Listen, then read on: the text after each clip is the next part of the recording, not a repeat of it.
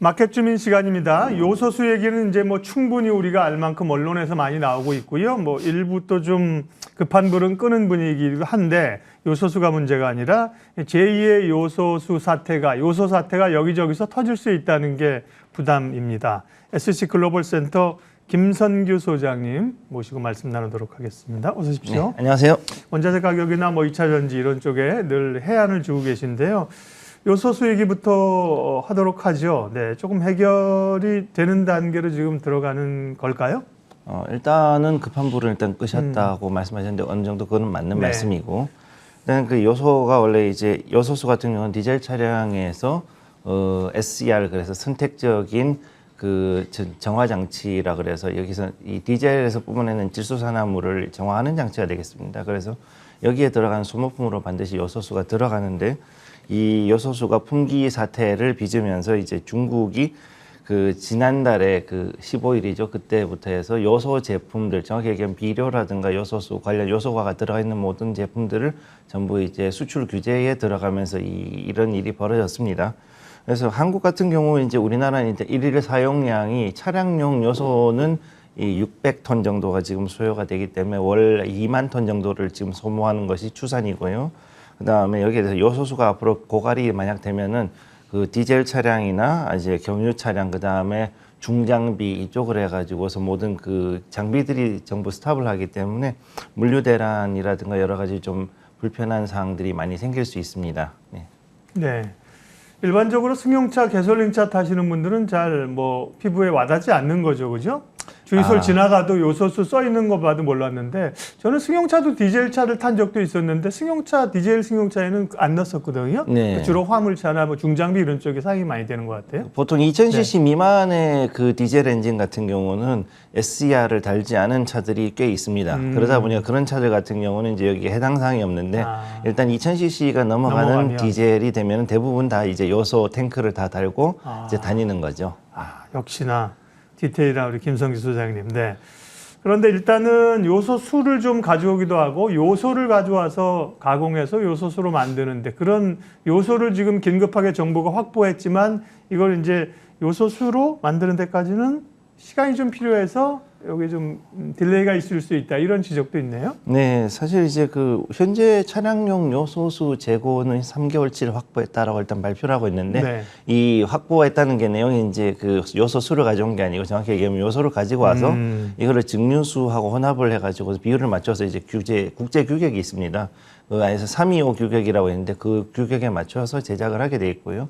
그래서 요소 수입 물량은 일단은 지금까지는 이제 전체적으로 봤을 때는 차량용이 일단 일반적인 요소, 그러니까 비료에 들어가는 요소보다는 조금 순도가 더 높아야 되고, 그 다음에 불순물을 많이 줄여야 되기 때문에 거기에 들어가는 작업의 시간이 좀 많이 들어가고요.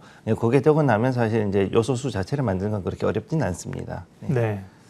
그러게요. 이제 요소 비료 이런 얘기는 저희도 많이 또 들어봤거든요. 이렇게 보면 사실은 중국에서 자기들이 이제 어쨌든 환경 때문에 이런 걸 옥죄입니다만, 그런 원자재 대란이 파급 효과가 상당히 큽니다. 그래서 만약 비료값이 오른다 그러면 농산물 가격도 오를 거고, 그죠? 네. 또 에그플레이션이 나타날 거고 파장이 굉장히 큽니다. 그래서 이제 요소 문제 끝날 게 아니라는 점이 우리가 사실 걱정하는 지점인데요. 우려되는 쪽이 또 마그네슘이요? 네, 이거는 이제 진짜 힘든 게 100% 우리가 지금 중국에서 다 수입을 하고 있다 보니까 여기에 규제 한번 받으면은 되게 힘들죠. 근데 문제는 중국이 글로벌 마그네슘 시장에서 채굴권이라든가 이런 것까지 다 하면은 거의 85% 정도의 점유율을 가지고 있습니다. 그런데 이 마그네슘 생산하는 데는 역시 알루미늄만큼이나 대량의 그 전기가 들어가야 되거든요. 근데 지금 그 중국 내에 전력난이 굉장히 심화가 되다 보니까 알루미늄이라든가 마그네슘을 제대로 생산하지 못하기 때문에 그 때문에 이제 지금 이제 품귀 사태가 일어나고 있습니다. 근데 이 차량용 마그네슘이라든가 이런 데 합금 제작할 때 사용이 되기 때문에 마그네슘은 일단은 만약에 들어오지 않게 되면은 전기차 생산에도 지금 상당히 차질을 좀 빚게 되는 그런 일이 일어나게 됩니다.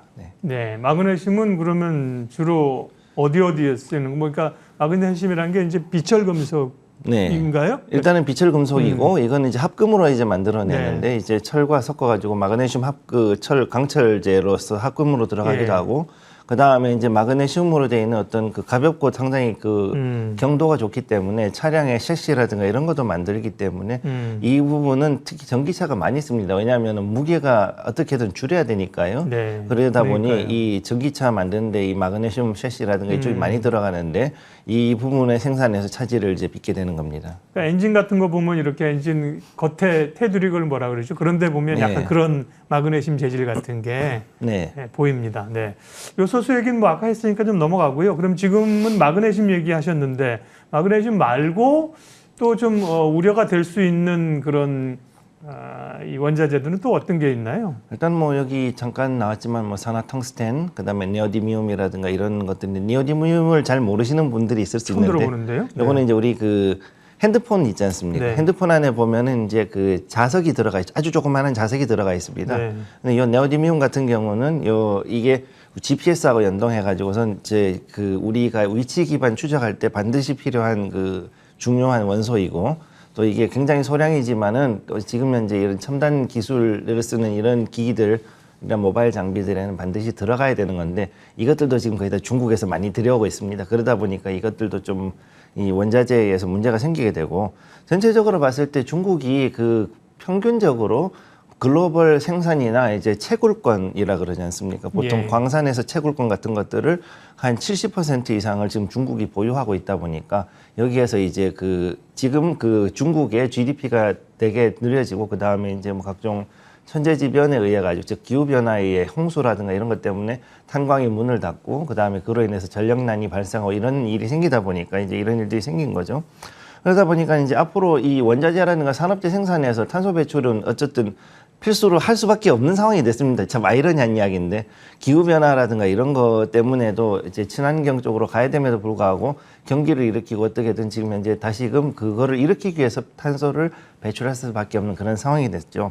그러다 보니까 현재 석탄이나 석유의 소비 없이는 이제 글로벌 원자재 공급은 결국은 당분간 상당히 그 한 5년 이상은 좀 차질을 빚을 수밖에 없는 그런 상황에 와 있고 그러다 보니 이제 이로 인해 가지고 중국에서 발휘되는 그 2차 전지라든가 반도체에 들어가는 각종 히토류부터 해가지고 5만 가지 원료들이 있지 않습니까? 그런 것들에 대한 공급들도 이제 차질을 빚게 되면은 우리 2차 전지라든가 아니면은 이제 반도체 이쪽이 또 다시 타격을 받는 그런 일이 생기게 됩니다. 네. 요소수 사태 그리고 이제 제2의 요소수 사태 가능성 미리 좀 대비하려고요. 그 얘기를 하고 있습니다. 요소뿐만 아니라 여러 다른 그 원자재들도 위험 가능성이 있다는 거고 다시 그럼 이제 요소 얘기 쪽으로 조금 돌아와서 미치는 영향을 아까 제가 인플레 우려도 말씀드렸는데요. 해보도록 하겠습니다. 그러면 중국에서 지금 뭐 긴급 수입하거나 이제 다른 나라에서 막 가지고 오는데 원래는 가장 큰 중국 쪽에 수입하는 게 완전히 해결된 건 지금 아닌 거죠. 아직은 아니고요. 네. 제가 봤을 때 이게 지금 중국 입장에서도 그 네. 자기들도 되게 부족한데 그래도 좀 잘라가지고 우리한테 넘겨준 거라고 지금 보고 있거든요. 네. 근데 이제 이 부분이 요소 재고가 지금 제일 큰 문제가 네. 그 앞으로 지금은 아직은 겨울이라서 괜찮지만 이제 봄이 되면은 그 이제 농번기 들어가면서 요소 비료에 대한 수요가 굉장히 늘어나게 됩니다. 특히 이제 요소가 이제 질소 비료 쪽에 속하기 때문에 네. 이게 그 작물 생육하고 그다음 수확량에 크게 영향을 미치기 때문에 특히 지금 이제 우리가 걱정해야 되는 건 하우스 농가들이 이제 그 막바지에 들어가면서 이 질소 비료를 상당히 많이 소비를 하거든요. 그러면 거기에 들어가는 부분에 대해서 지금 이제 거의 그 한 시가는 거의 5배 가까이 지금 뛰었다라고 지금 나오고 있기 때문에 이것도 조금 그 걱정을 좀 해야 될 상황이고 그다음에 이렇게 비료가 풍기가 돼가지고서는 작물 생육이 안 좋아지고 수확량이 줄어들게 되면 결국은 이제 거기에 따라서 그 농산물이라든가 그다음에 사료가 줄어드니까 축산물 가격도 같이 네. 올라가고 이로 인해서 에그플레이션이 이제 유발할 수 있는 그런 요소도 역시 가지게 됩니다. 네. 네. 그러니까 우리 항상 투자자 입장에서 생각해야 되니까 여러 가지 고민들도 있고 예전에도 보면 농산물 가격이 오는 에그플레이션, 계란, 달걀 에그가 아니라 이제 에그리컬처겠죠. 에그플레이션이 네. 오면 뭐 그런 쪽도 오르겠지만 그래서 옛날에 막 상대방의 다른 쪽에 있는 뭐 참치나 수산물 가격 이런 주가가 막 오르고 그랬었거든요. 네. 어쨌든 인플레이션에 대한 우려가 있다는 거고요. 그러면 뭐 전반적으로 지금 간밤에도 미국도 그렇고 중국도 그렇고 인플레 지표가 안 좋게 나왔는데요. 인플레 우려는 여전히 여러 요인으로 인해서 상존하고 있는 거네요. 네, 사실 이거를 촉발한 가장 큰 요인은 네. 누가 뭐라 그래도 일단은 코로나 팬데믹이라고 봐야 되는 거고 네. 이 팬데믹으로 인해 가지고서는 전 세계가 이제 적자 재정에 들어가면서 각종 지원금을 집어넣으면서 유동성을 더 많이 공급을 했기 때문에 네. 거기에 대한 후 폭풍 정책 여파가 이제 지금부터 나오는 거죠. 대략 한 1년에서 1년 반 정도가 지나갔을 때 이런 이 유동성의 효과와 부작용들이 같이 나오게 돼 있기 때문에 지금 정도면 이미 이게 나올 시기가 되었다라고 보는 것이고, 또 이렇기 때문에 지금 현재 이거는 특히 여기다가 이제 실제로 원자재가 부족한 상태가 됐을 때는 실제 그 수급의 우려 때문에 더 큰 인플레이션, 쉽게 초인플레이션이, 하이퍼 인플레이션이 또 나올 수 있는 그런 우려는 충분히 있다고 봐야 됩니다. 네. 특히 이제 걱정되는 것이 농축산물 관련된 에그플레이션인데, 이 농축산물이 비탄력적 상품이기 때문에 그렇죠. 수급이 아주 조금만 변경이, 공급량이 5% 정도면 차이가 나더라도 가격이 급등하죠. 급등을 하는 그런 일이 있을 수 있기 때문에 여기에 대한 수급을 굉장히 잘 준비해가지고 대책을 세워야 됩니다. 네. 그럼 당장 요소수 대란 같은 경우는 중국의 공급망도 그렇고 수입선을 다변화하고 국내에서 또 일정 부분 생산도 또 좀 해야 되는 건가요? 단가가 안 맞아서 우리는 생산을 안 한다면서요? 사실 단가가 안 맞기도 하고 네. 이게 제조 과정 자체가 굉장히 단순해서 그런 것도 있는데 네. 일단 제일 중요한 거는 정부가 이제 중동에 있는 일단 카타르나 이런 가스가 나는 국가들이지 않습니까? 네, 네. 천연가스에서 보통 포집을 많이 합니다. 서구권 같은 경우는. 그렇기 때문에 이런 가스 나는 국가에서 우선은 그 요소를 최대한 많이 확보할 수 있도록 선도 계약을 어느 정도 장기로 해서 안정적으로 공급할 수 있는 계약을 좀 하는 게 필요하고, 그 다음에 또 글로벌 공급선을 이제 지금까지는 중국에 많이 의존했는데 중국 이외에 다른 나라들도 좀 많이 좀 다변화해야 될 필요가 있습니다. 그리고 이제 이제는 그 디젤 장비들이 아무리 지금 그 석유를 줄인다 그래도 아직까지 과도기적인 기간에 최소한 5년에서 10년 기간 동안에는 계속 사용을 할 것이기 때문에 이 기간 동안에 사용될 산업용이라든가 군용 아니면은 각종 그 민간 공용 그 대중교통이나 이런 데 사용되는 부분들은 결국은 어느 정도 비축물량을 최소한 2배 이상 정도는 확보를 해놔야 이거를 할 수가 있는 거라고 저는 일단 보고 있고, 그 다음에 국내 천연가스 역시 그 LNG 탱크나 터미널들이 있지 않습니까? 그러면 거기에서 어느 정도 요소를 만들어낼 수 있는, 즉 암모니아를 만들어낸다면 그걸 다시 이제 분해하는 과정이 있거나 아니면 이제 요소 자체를 이제 뽑아내는 과정이 있거든요. 예. 그럼 그쪽에 대해서 이제 요소 제조 시설에 증설을 해가지고 이걸 통해 가지고서 요소수를 좀 더 만들어낼 수 있는 부분을 만들어낸다고 생각합니다. 네. 그 뭐 요소 대란에 관해서는 뭐 다른 뭐 언론에서도 충분히 얘기를 많이 하고요. 저희는 이제 경제적 입장, 투자자 입장에서 얘기를 하는 거니까요. 요소수 대란, 그에 따른 인플레이션의 가능성, 그다음에 여타 다른 쪽도 문제가 생길 수 있다. 이런 쪽에서 우리 경제에 미치는 이 영향들 어떻게 해석을 해야 될까? 투자자 입장에서 이런 것도 어떻게, 예를 들면 뭐 불안한 얘기지만 어떻게 위험을 피하고 또 투자에 이용을 할 수 있을까요? 일단 중요한 거는 일단 우리는 원자재가 올라간다 그러면 이제 원자재 가격에 미리 투자를 할 필요가 있다라는 거였죠.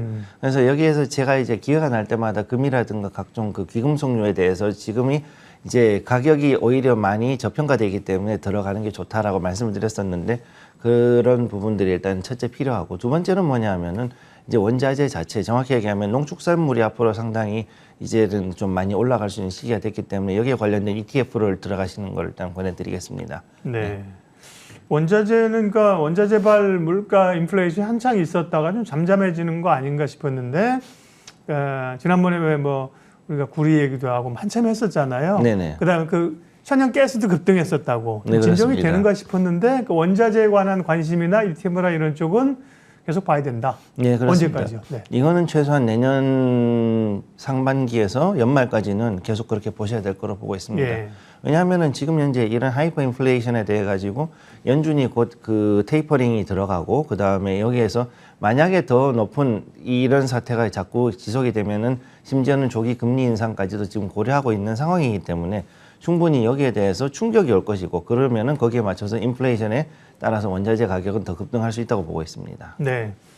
요소수 대란에서 시작해서 원자재 대란, 그에 따른 경제 영향, 투자자 입장에서는 어떻게 대응해야 되는가?